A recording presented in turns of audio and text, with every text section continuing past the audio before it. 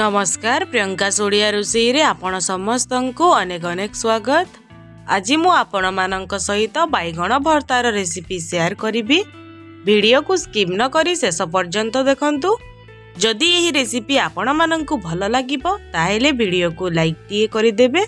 तेबे चलंतु आजिर वीडियो आरंभ करिबा।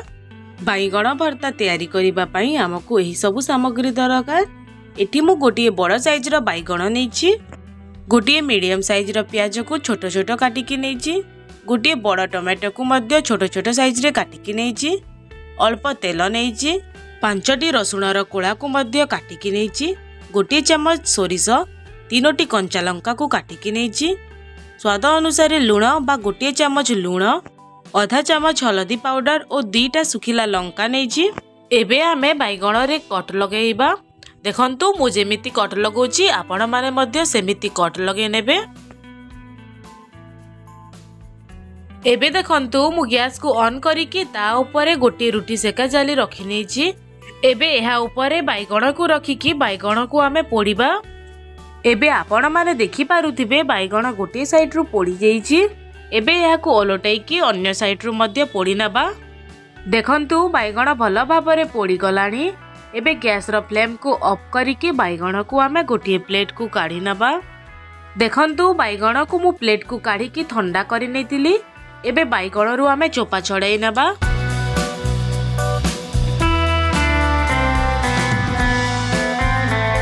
एबे आपण माने देखि पारुथिबे बैगण रु मु चोपा को भल भाबरे काढी नेछि।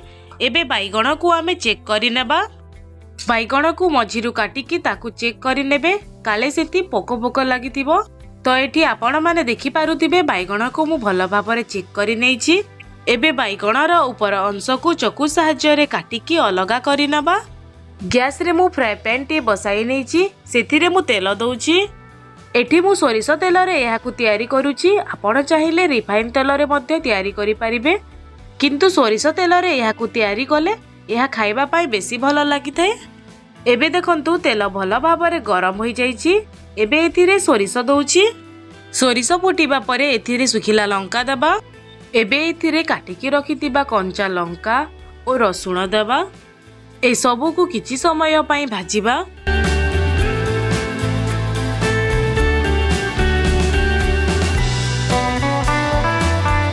एबे एथिरे काटिकी रखितिबा प्याज दबा। प्याज को भाजिबा। प्याज को अधिक गोल्डन ब्राउन करिकी भाजिबेनी, केवल तार कंचा स्मेल जिबा पर्यंत भाजिबे। एबे आपण माने देखि पारुथिबे प्याज भाजी होई गलानी। एबे एथिरे काटिकी रखितिबा टमाटो देबा, स्वाद अनुसार लूण और हल्दी देबा। ए सबु को भल भाबरे मिक्स करि नेबा।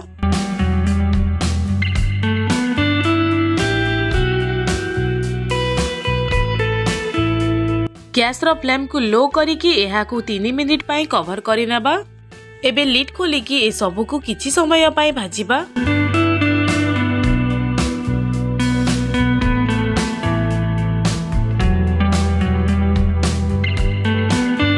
एबे इथिरे बैगण ऐड करिबा। बैगण को ए सबु सहित भल भाबरे मिक्स करिकि किछि समय पई भाजिबा।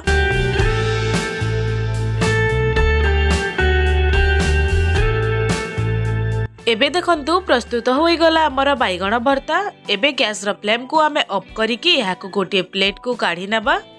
तेबे आजि पई एतिकी, पुणी देखा हबा आ गोटे नुवा रेसिपी वीडियो रे। से पर्यंत रहूची, नमस्कार।